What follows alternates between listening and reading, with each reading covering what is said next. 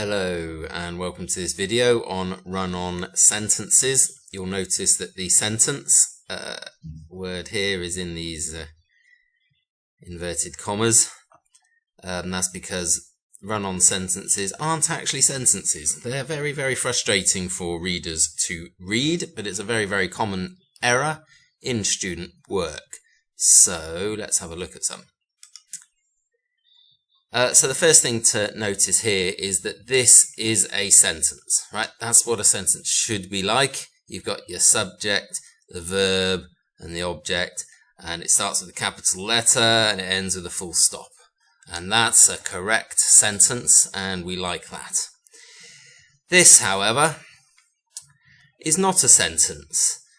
Has too many errors in it, not least the fact that it needs to be divided into 2 or 3 separate sentences, and it shouldn't be just one long sentence held together by commas. That's called a run-on sentence. It's super annoying to try to read it, so please don't write like this.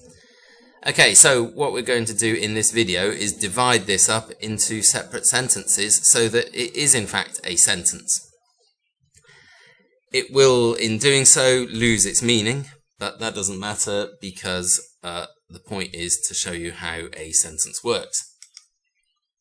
So the first point to make is that this here should be a sentence in its own right. So we can go ahead and put a full stop in there. This is now a sentence. So I'll just change the not into also. So this is also a sentence. This is obviously a problem. Right, it's not capital letter for starters, but also you can't start a sentence with a verb like this. It has too many errors in it, right, it doesn't make any sense. So we should add a subject to the sentence. Right, so we've got the subject, verb, object structure. It has too many errors in it.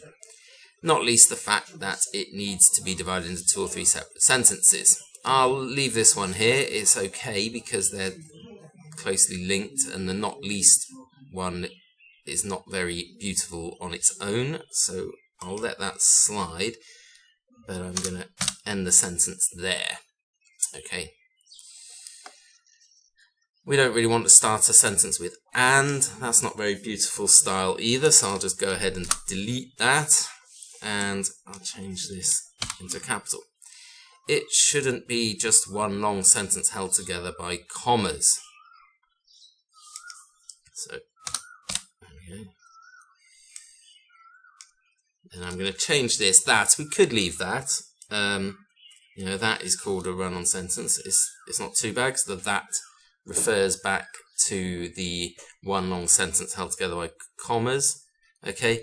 I'm going to make it clearer and easier for the reader by saying such a sentence is called a run-on sentence. And it is super annoying to try to read it. There we go. And then I'll start with a capital letter again. And this is my last sentence, a nice short, punchy sentence that's very clear.